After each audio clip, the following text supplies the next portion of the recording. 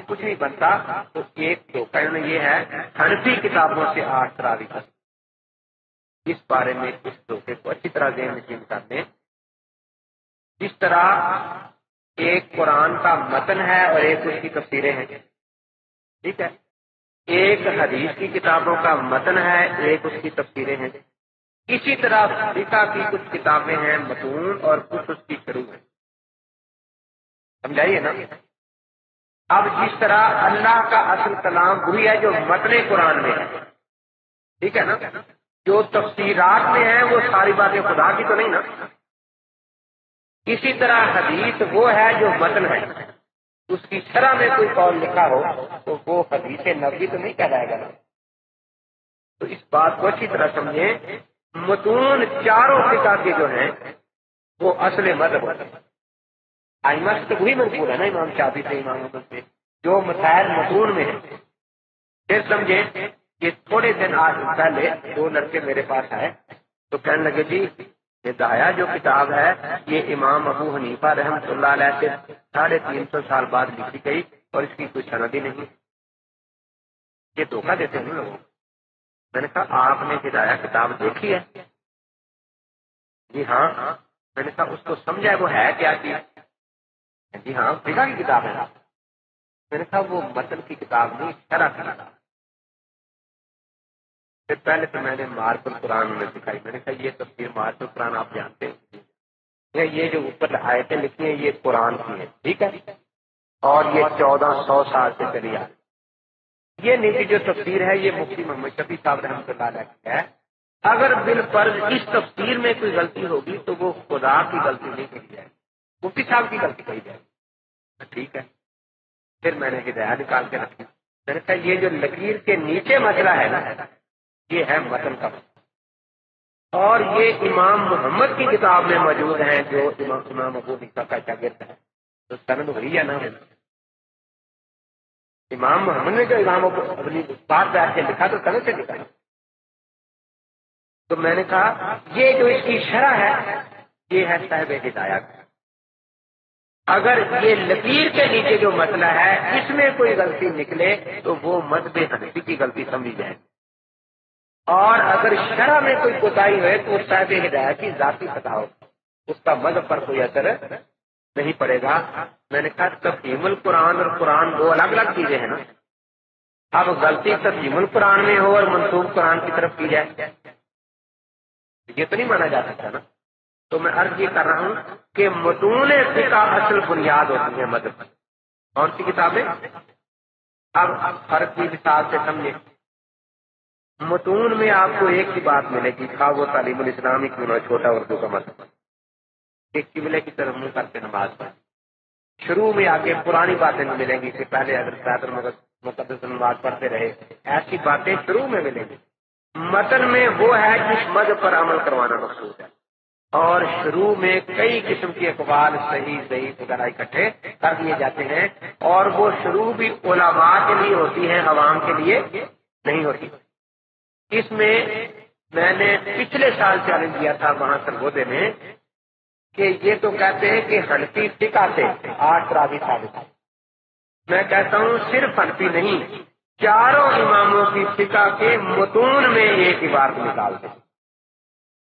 اس میں متون فقہ، حنفی متون فقہ میں یا شافعی یا مالکی یا حنبلی، چاروں فقہ میں سے کسی فقہ کے کسی ایک متن سے یہ عبارت نکال دیں کہ 8 رکعت تراویح سنت ہیں، 20 رکعت تراویح سنت۔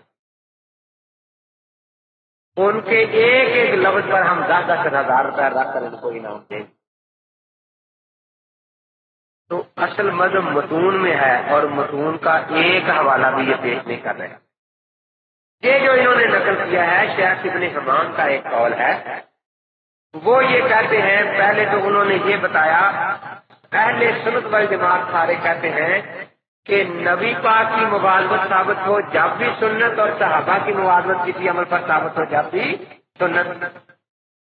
ابن حمام نے سب کے خلاف پہلے ایک بات یہ بنائی کہ نبی پاک کی موالبت ثابت ہو تو سنت، صحابہ کی موالبت ہو تو مستحب۔ تو انہوں نے کہا کہ اب 20 रकत तरावी पढ़ना सहाबा से साबित है दर्जा इस्तेहबाब में। मौलाना अब्दुल हई लखनवी रहमतुल्लाह अलैह ने इस पर बड़ी तफसील से लिखा है, पूरा एक रसाला, उसका नाम है तोहफतुल अख्यार फी इहया सुन्नत सय्यदुल अबरार। पहले तो इब्ने हम्माम के इस बारे में वो गलती बयान की है कि उन्होंने सुन्नत की तारीफ आवाम से बाकी लोगों के खिलाफ की। फिर ये कि सहाबा की मुवाज़बत के बाद और खुलाफा की मुवाज़बत के बाद भी वो अमल इस्तेहबाब के दर्जे में होता है, सुन्नत नहीं होता, फरमाया ये गलत है।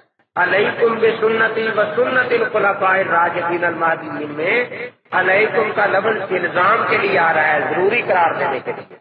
तो जिस तरह अल्लाह के नबी पाक की सुन्नत जरूरी है, उसी तरह सहाबा की सुन्नत पर भी अमल जरूरी है।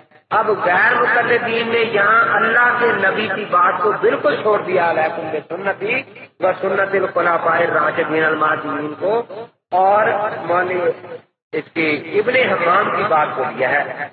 अब इब्ने हम्माम की यही बात कई किताबों में आगे नकल होती आ रही है, मिरकात में, अशअल लमात में, बार और गायब में।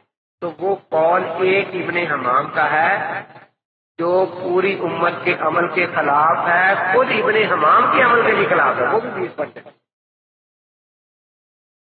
तो अब ऐसा कौल जो मतून फिका में सिरे से मौजूद ही नहीं, और उसमें उसने ये भी लिखा है, ये हमेशा धोखा देते हैं नकल करने में, कि ये मेरी जाती राय है, और मशाइख का यही कहना है, मशाइख के मज़हब का, कि पूरी 20 रकत तरावी सुन्नत मुअक्कदा है। तो हमारे मज़हब में मतून का मतलब ये है कि 20 रकत तरावी सुन्नत मुअक्कदा है, इसी पर सबका अमल है। इब्ने हम्माम ने मज़हब के खिलाफ एक कौल नकल किया कि तरावी तो 20 ही है, लेकिन 8 सुन्नत मुअक्कदा है और 12 मुस्तहब। अब इन्होंने उसकी भी आधी बात ली और आधी छोड़ दी, क्योंकि ये तो 8 को सुन्नत और बाकी को दुरुस्त करार देते हैं ना। तो इनकी बात ना इब्ने हम्माम वाली है ना किसी और वाली। और शेख कासिम बिन कतरूबगा जो शेख इब्ने हम्माम रहमतुल्लाह अलैह के शागिर्द हैं, शामी में सराहतन उनका ये इरशाद मौजूद है कि हमारे शेख के तफर्रुदात जो हैं वो मज़हब में कतन हुज्जत में, और उनके तफर्रुदात में से ये 2-3 मसले हैं। एक मसला ये तरावी वाला कि 12 रकत तरावी मुस्तहब है और 8 सुन्नत है, और एक अदम सिमा मौता वाला कि उन्होंने यमीन वाले मसला से अदम सिमा समझने की कोशिश। ये भी इब्ने हम्माम के तफर्रुदात में से है। शेख इब्ने हम्माम से पहले किसी हनफी ने इस मसले से अदम सिमा का इस्तखराज नहीं किया। तो इसलिए जिस तरह वो उसमें मुतफरद है, इसमें भी ये मुतफरद है, और इस बारे में तो हम कहते हैं कि उनका रजू साबित है, क्योंकि जिस तारीख पर उन्होंने बुनियाद रखी थी कि नबी की सुन्नत जो है मुवाज़बत को सुन्नत मुअक्कदा है, सहाबा की गैर मुअक्कदा है, इन्होंने फिर बाद में एक किताब लिखी असूल पर जिसका नाम है तहरीरुल उसूल, इब्ने हम्माम ने, उसमें उन्होंने खुद ये साबित कर दिया कि सुन्नत की वही तारीफ सही है जो बाकी सारे लोग कर रहे हैं।